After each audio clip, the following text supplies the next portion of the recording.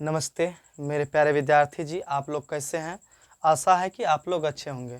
आप लोग की क्लास 2-4 दिन से नहीं हो पा रही थी। इसका कारण यही है कि आप लोग वीडियो को देख लिए होंगे। इसका कारण यही है कि इसी नाम से ऑफलाइन क्लास चलता है अभी, तो उसमें जो बच्चे थे उसी सबको प्रोग्राम को लेकर के थोड़ा व्यस्त थे, तो इसीलिए आप लोग की क्लास नहीं ले पा रहे थे। हमको भी था कि बच्चे लोग का क्लास नहीं हो रहा है, क्लास लेंगे। थोड़ा तबीयत को लेकर के बहुत थक गए थे, तो इसीलिए तबीयत थोड़ा ख़राब था, इसीलिए आप लोग की क्लास नहीं हो पा रही थी। तो अब आप लोग की क्लास रेगुलर चलेगी। आप लोग आकर के इसी चैनल पे हर वीडियो आप लोग को मिल जाएगा। और जो चैनल को सब्सक्राइब नहीं किए हैं तो जा कर के इसी चैनल को सब्सक्राइब कर दीजिए, ताकि आप लोग तक ये वीडियो पहुँच पा सके। तो हम इसी को लेकर के थोड़ा व्यस्त थे, तो इसीलिए आप लोग की क्लास नहीं हो पा रही थी। तो आप लोग की क्लास रेगुलर चलेगी। उम्मीद है कि आप लोग पीछे की क्लास कर लिए हैं। अगर नहीं किए हैं तो जा कर के देख लीजिए और अपना पढ़ाई को जारी रखिए। इससे पहले हम फिजिक्स में पढ़ाए थे कि अवतल दर्पण में जब वस्तु अनंत पर आता है तो क्या होता है, और अवतल दर्पण में जब वस्तु फोकस पर क्या रहता है। इसी तरह से हम 6 प्रकार का लिखाए थे, उस सबको ख़त्म कर दिए। उसके बाद फिर हम आज लेकर के आए हैं कि उत्तल दर्पण। यहाँ क्वेश्चन है कि उत्तल दर्पण में बने प्रतिबिंब की स्थिति, प्रकृति एवं उसके आकार को बताइए। जब वस्तु लिखेंगे, अभी 2 टेप है इसमें, लिखेंगे जब वस्तु अनंत पर आता है क्या होता है, जब वस्तु अनंत और ध्रुव के बीच में रहता है क्या होता है। उम्मीद है कि आप लोग ये वीडियो को देख लिए होंगे। अगर नहीं देखे तो जा करके आप लोग से रिक्वेस्ट है कि आप लोग जा करके इसी चैनल पे डला हुआ आप लोग जा करके देख लीजिए। सबसे पहले आप लोग को हम यही रिक्वेस्ट करेंगे कि आप लोग अगर चैनल को सब्सक्राइब नहीं किए तो चैनल को सब्सक्राइब जरूर कर लीजिए। जो वीडियो होगा आप लोग तक पहुँच पाएगा। हमें आशा है कि आप लोग चैनल को सब्सक्राइब कर दीजिएगा और दोस्तों में शेयर जरूर कर दीजिएगा, वीडियो को लाइक भी कर दीजिएगा। तो आप लोग की क्लास स्टार्ट हो गई है। फिर से हम बोल रहे हैं कि आप लोगों की क्लास पुनः स्टार्ट हो गई है। आप लोग सब दोस्त को शेयर कर दीजिए ताकि आप लोग दोस्त भी पढ़ सके। चलिए तो हम शुरू करते हैं। क्वेश्चन लिखे कि अब उत्तल दर्पण में बने प्रतिबिंब की स्थिति, प्रकृति एवं उसके आकार को बताइए। जब वस्तु, तो एक में लिखेंगे वस्तु कहाँ रहता क्या होता है। एक में लिखेंगे जब वस्तु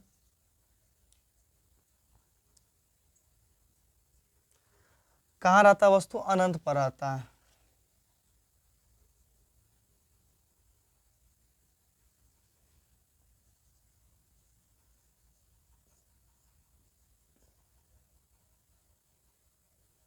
चलिए 2 नंबर यही देते हैं।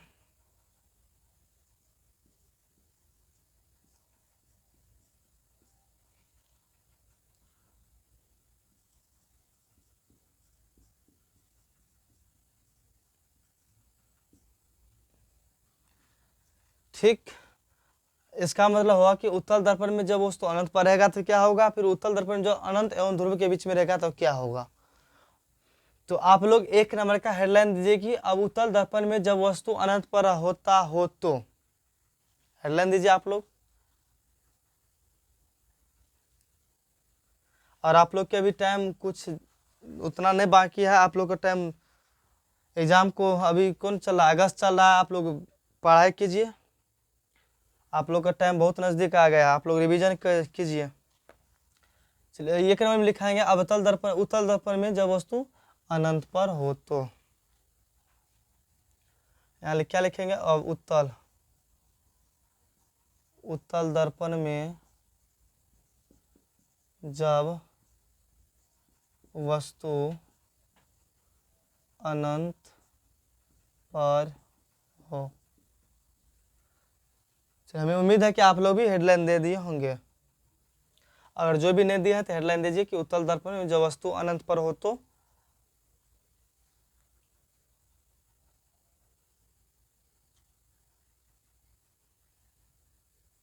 आप लोग इस परिवार को आगे बढ़ाइए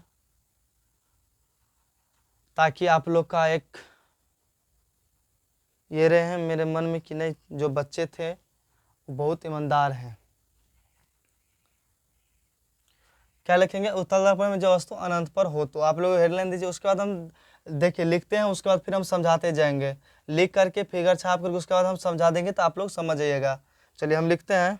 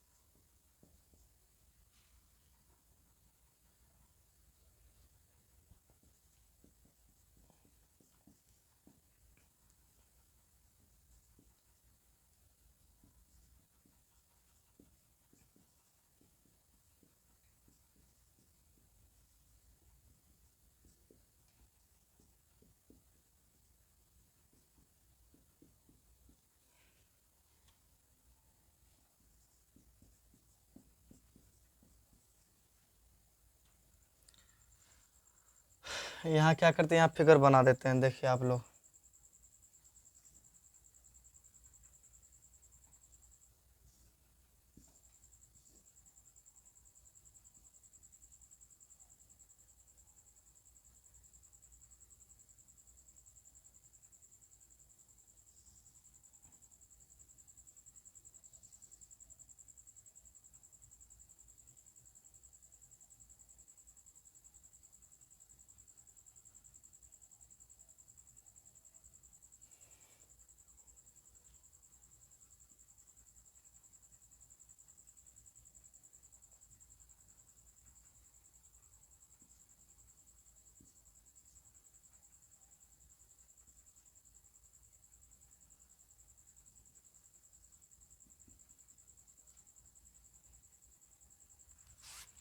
चलिए समझिए आप लोग, यहाँ पे लिखा है कि उत्तल दर्पण में जब वस्तु अनंत पर हो तो, क्या लिखा है कि उत्तल दर्पण में जब वस्तु अनंत पर रखा जाता है तो प्रतिबिंब फोकस पर बनता है। प्रकृति काल्पनिक एवं सीधा आकार वस्तु से बहुत छोटा अर्थात एक बिंदु मात्र होता है।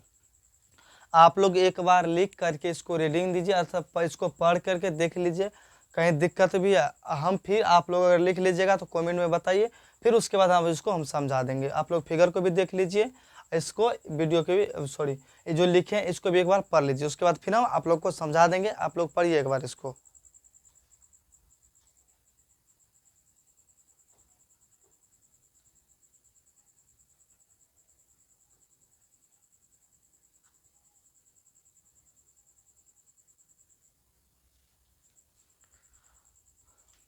चलिए आप लोग पढ़ लिए, लिख लिए हैं, तो देखिए हम ये लिखा है कि उत्तल दर्पण में जब वस्तु अनंत पर हो तो, उत्तल दर्पण में जब वस्तु अनंत पर हो तो, उत्तल दर्पण में जब वस्तु अनंत पर हो तो, अनंत पर रखा जाता है तो प्रतिबिंब फोकस पर बनता है। प्रतिबिंब कहाँ बनता है?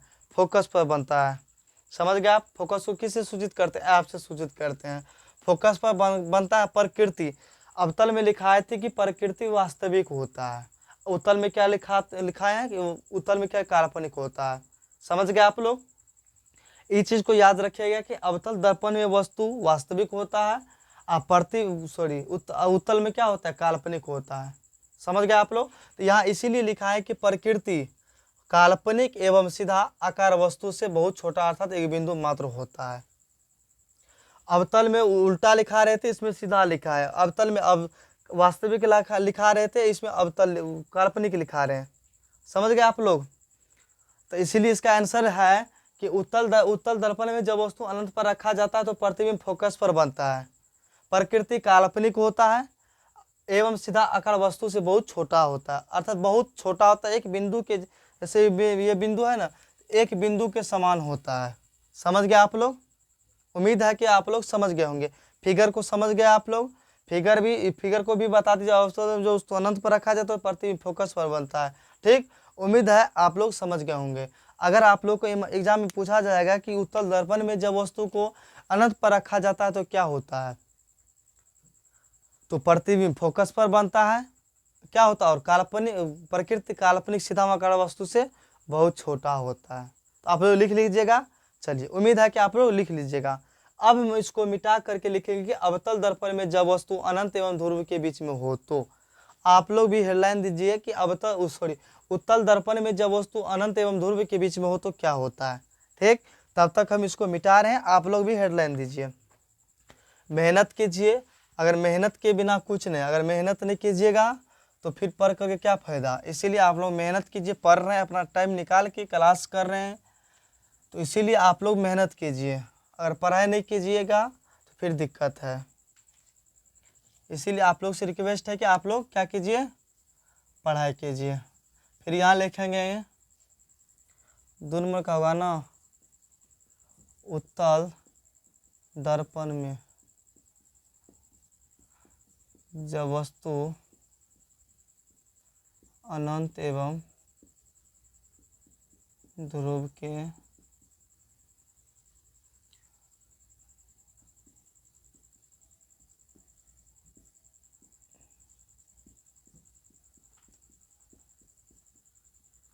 क्या लिखे हैं कि उत्तल दर्पण में जब वस्तु अनंत एवं ध्रुव के बीच में हो तो क्या होता है। चलिए आप लोग भी क्वेश्चन, अगर जो क्वेश्चन नहीं लिखे तो आप लोग क्वेश्चन लिखे, इसका हम आंसर लिख रहे हैं।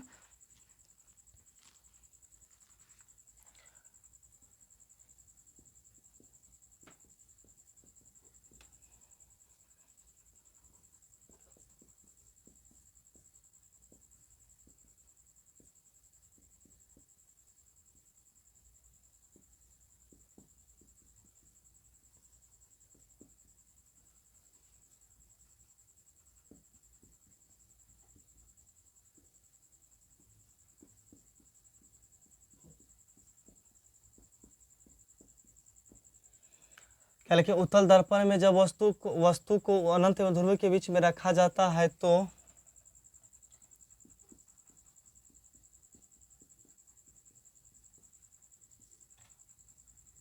प्रतिबिंब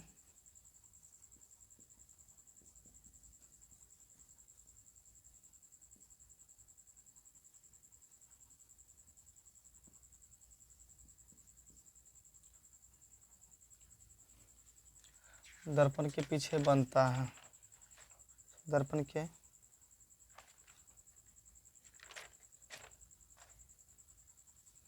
दर्पण के पीछे फोकस एवं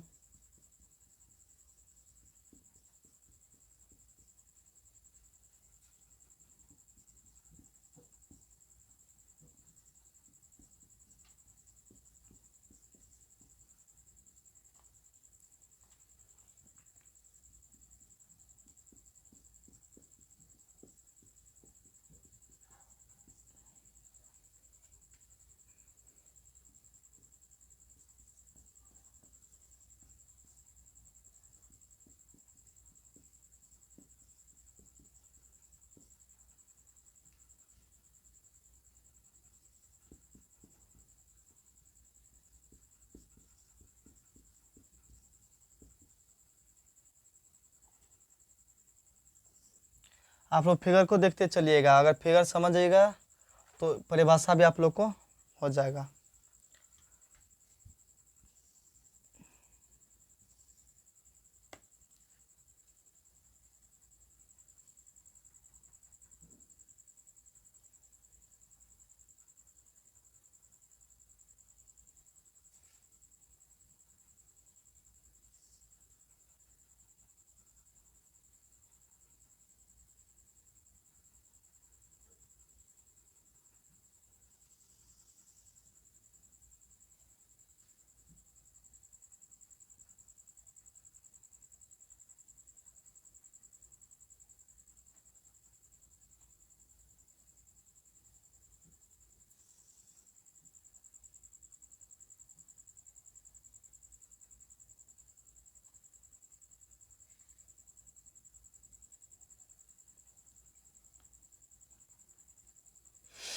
फिगर थोड़ा बनाना पड़ता है सोच करके।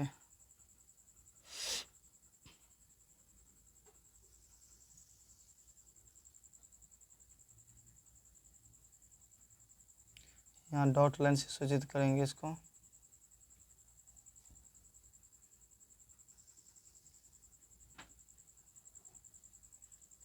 यहाँ भी डॉट लाइन से।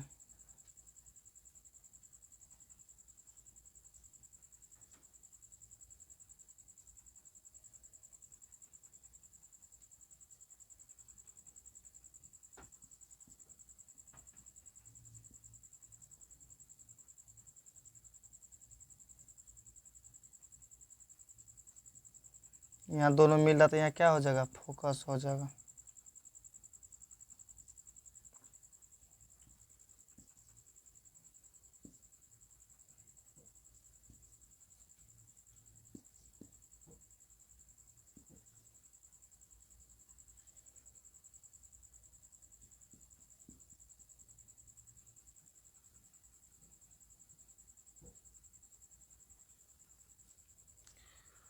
ये जो परिभाषा लिखे है इसको एक बार आप लोग पढ़िए, उसके बाद फिर हम आप लोग को फिगर समझा देंगे। इसीलिए बोलते फिगर को देखने के लिए, फिगर देखिए यहाँ फिगर होता है थोड़ा हार्ड होता है, इसीलिए बनाने में थोड़ा दिक्कत होता है। चलिए कोई दिक्कत नहीं, लेकिन आप लोग फिगर को अधिकतर समझिए, उसके बाद आप लोग को समझने में क्या होगा, आसान होगा। अगर फिगर समझ लीजिएगा तो परिभाषा आप अपने आप बना लीजिएगा। इसीलिए आप लोग फिगर को थोड़ा ज़्यादा ध्यान दीजिएगा। तो देखिए आप लोग एक बार,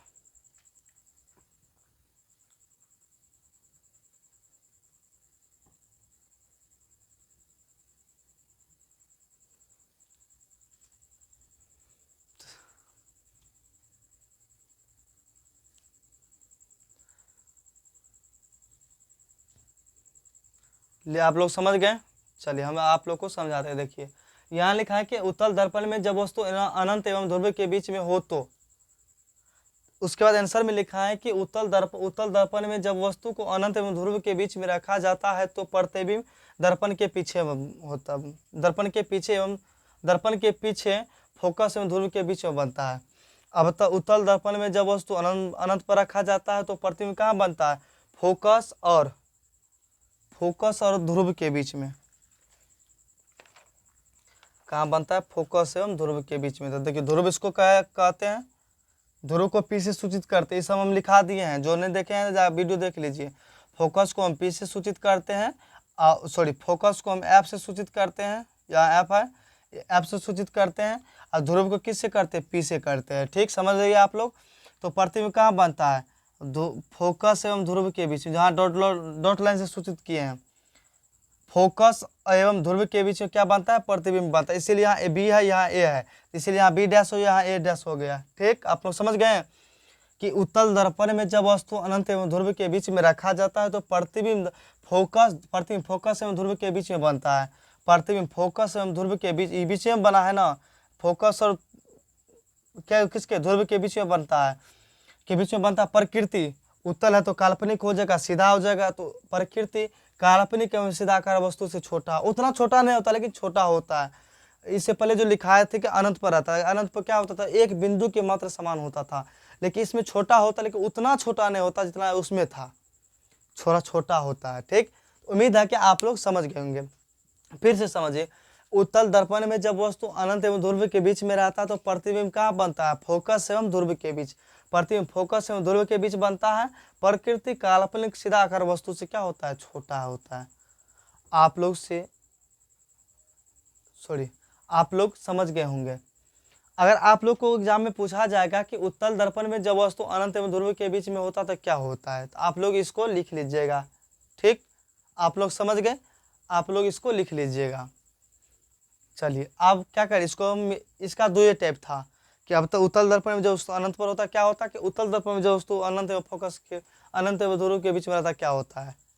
इसका दो ही टाइप था, उस दोनों समझ लिया आप लोग। उसके बाद हम लिखेंगे कि अवतल दर्पण का उपयोग कहाँ होता है, कि उत्तल दर्पण का कहाँ होता है, अवतल दर्पण का प्रयोग क्या होता है, कहाँ होता है, इस सब के बारे में अभी पढ़ेंगे हम। इसको हम मिटा देंगे। चलिए आप लोग पढ़ लिए होंगे, इसको हम अभी मिटा रहे हैं। उसके बाद फिर हम लिखेंगे कि अवतल दर्पण का उपयोग किस किस में होता है, फिर उत्तल दर्पण का उपयोग किस किस में होता है। उसके बाद फिर आप लोग समझ जाइएगा कि मोटरसाइकिल के जो दर्पण होता है, ऐना होता है, कि उसमें हर वस्तु छोटा क्यों दिखाई देता है। तो आप लोग अभी सब कुछ स्पष्ट आप लोग को हो जाएगा। आप लोग देखते चलिएगा, आप लोग को कोई भी दिक्कत नहीं होगा। हम कोशिश करते हैं कि आप लोग को कोई दिक्कत ना हो। चलिए अब हम दिखाते हैं। क्वेश्चन है कि अवतल दर्पण का उपयोग बताएं। अवतल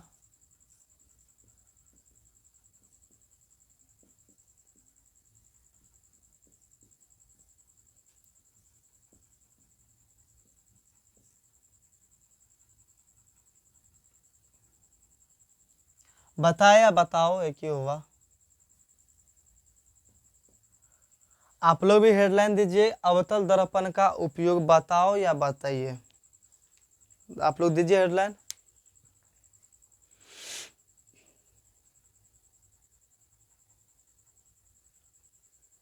दे दिए।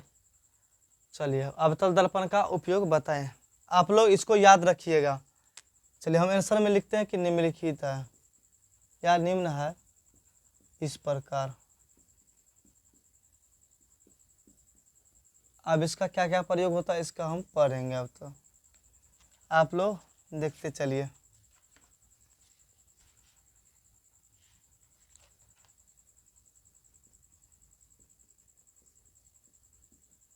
हम लिखते जा रहे हैं, एक ही बार आप लोग को समझा देंगे, आप लोग पढ़ते चलिए।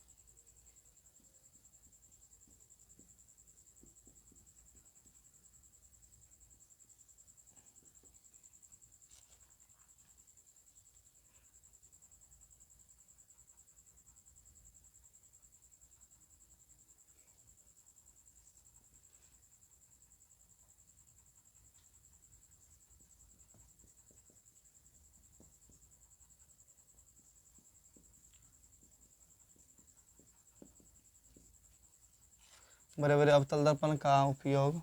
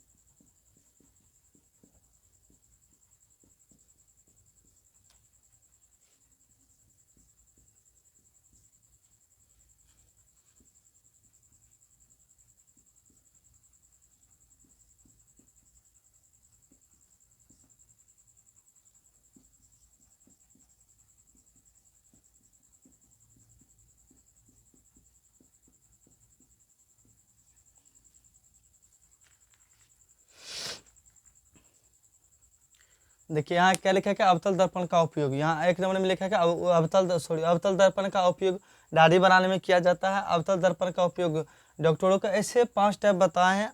आप लोग एक बार इसको पढ़िए, लिख लीजिए। यहाँ टेबुल लिखे हैं, क्या लिखे हैं यहाँ पे? टेबुल। यहाँ टेबुल लिखे हैं, लैब में किया जाता है। आप लोग इसको एक बार लिख करके एक बार इसको पढ़ लीजिए, उसके बाद फिर हम आप लोग को एक एक करके बारीकी से हम सब कुछ आप लोग को बता देंगे।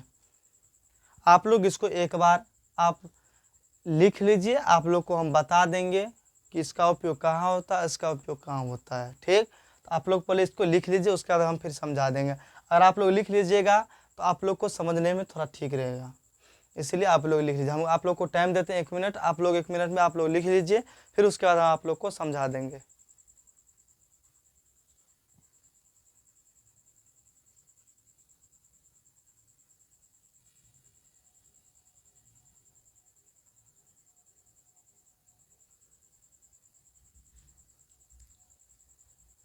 चलिए आप लोग लिख लिए?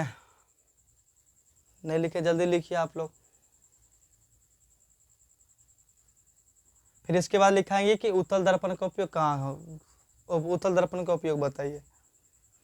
चलिए समझाते। एक नंबर लिखा है कि अवतल दर्पण का उपयोग दाढ़ी बनाने में किया जाता है। उत्तल दर्पण का उपयोग किया जाता है दाढ़ी जहाँ जहाँ सैलून होता है उस सैलून में लगा रहता है उत्तल दर्पण, अवतल दर्पण का मिरर, इसीलिए वो वहाँ जो दिखाई देता है वस्तु थोड़ा छोटा दिखाई देता है। ठीक, आप लोग समझ गए। आप लोग जब भी जाइएगा सैलून दुकान पे तो आप लोग वहाँ पे देखिएगा कि वहाँ पे कौन दर्पण लगा रहता है, अवतल दर्पण लगा रहता है। समझ गए आप लोग। उसके बाद फिर है कि अवतल दर्पण का उपयोग डॉक्टरों द्वारा रोगियों के कान, नाक, गले की जांच करने में किया जाता है। अवतल दर्पण का उपयोग डॉक्टर जो करते हैं कान चेक करने में किया जाता है, नाक और गले की जांच करने में किया जाता है, डॉक्टर जो करते हैं। उसके बाद फिर है कि बड़े बड़े अवतल दर्पण का उपयोग सोलर कुकर के रूप में किया जाता है। अब बड़े बड़े अवतल दर्पण को सोलर कुकर के रूप में किया जाता है। ठीक, समझ गए आप लोग। फिर लिखा है कि अवतल दर्पण का उपयोग सर्च लाइट तथा गाड़ियों के अग्रदीप में किया जाता है। गाड़ियों के अग्रदीप मतलब होगा गाड़ी के जो साइड होता है उस वाला में किया जाता है। फिर लिखा है कि अवतल दर्पण का उपयोग टॉर्च में तथा टेबल लैंप में किया जाता है। टॉर्च जो होता है वो टॉर्चर में किया जाता है। आप लोग, उम्मीद है कि आप लोग को ये पांचों टैप आप लोग को समझ में आ गए होंगे। समझ गए आप लोग। अवतल दर्पण का उपयोग दाढ़ी बनाने में किया जाता है, सोलर कुकर में किया जाता है, इसका सर्च लाइट तथा गाड़ी के अग्रदीपों में किया जाता है। फिर इसका उपयोग टॉर्च तथा टेबल लैंप में किया जाता है। डॉक्टर को रोगियों को देखने में किया जाता है, कान, नाक, गले को देखने में किया जाता है। समझ गए आप लोग। आप लोग फिर हेडलाइन दीजिए कि उत्तल दर्पण का उपयोग बताएं। उत्तल दर्पण का उपयोग बताएं। क्या लिखिएगा हेडलाइन। चलो हम इसको मिटा देते हैं। क्या लिखेंगे, उत्तल दर्पण का उपयोग बताओ।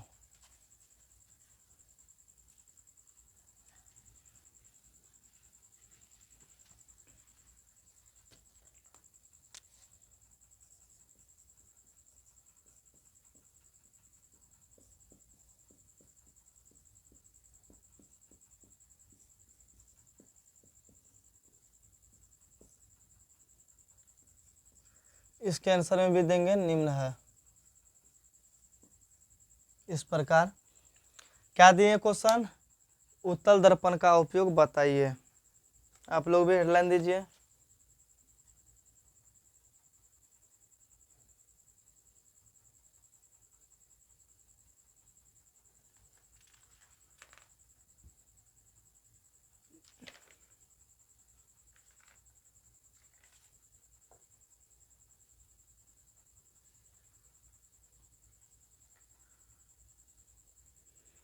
चलिए एक नंबर में लिखेंगे कि उत्तल दर्पण का उपयोग कहाँ कहाँ होता है।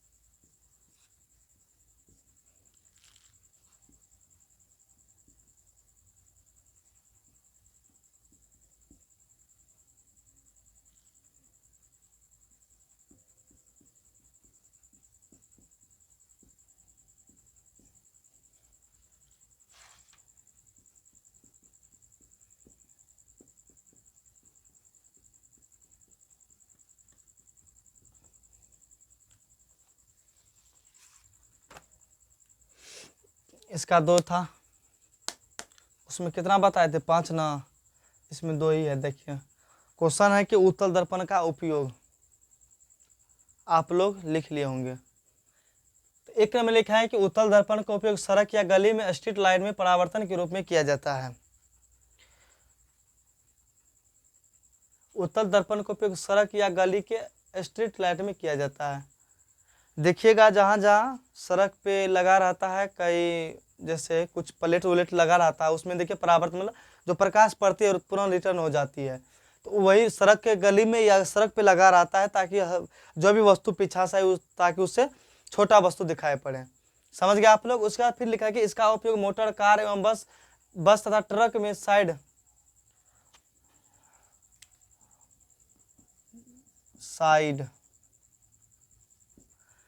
मिरर के रूप में किया जाता है।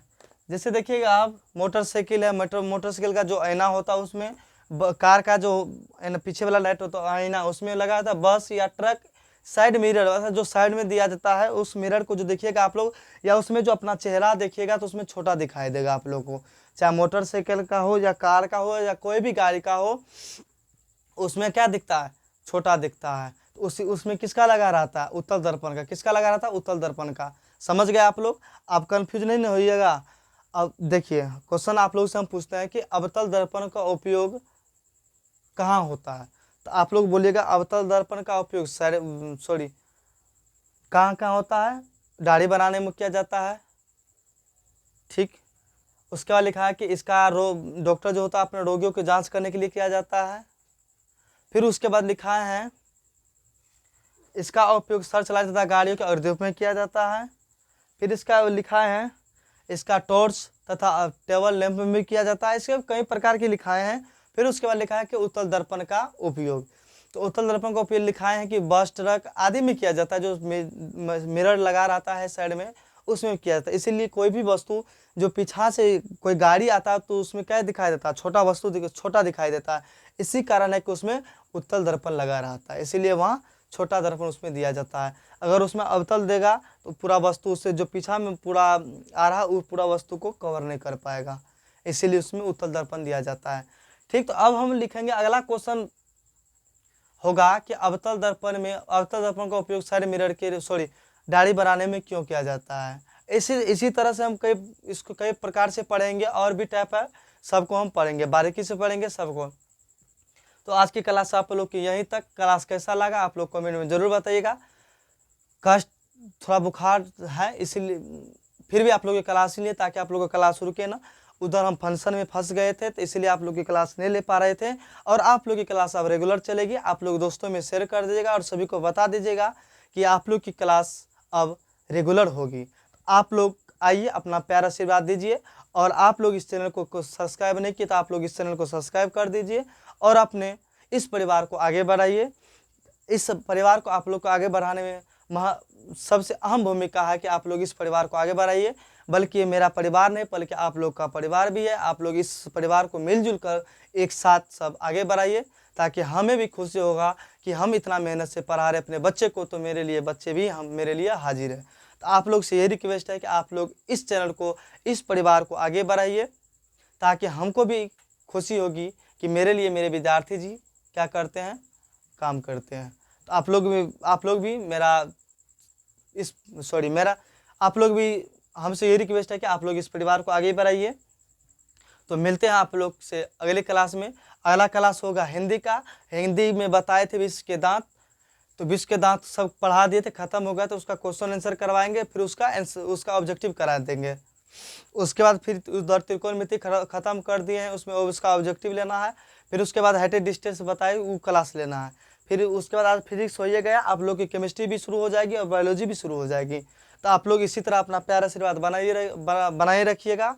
तो मिलते हैं अगले वीडियो में हिंदी क्लास में। तब तक के लिए जय हिंद। हंसते रहिए, मुस्कुराते रहिए, आप लोग इस परिवार को आगे बढ़ाते रहिए। जय हिंद।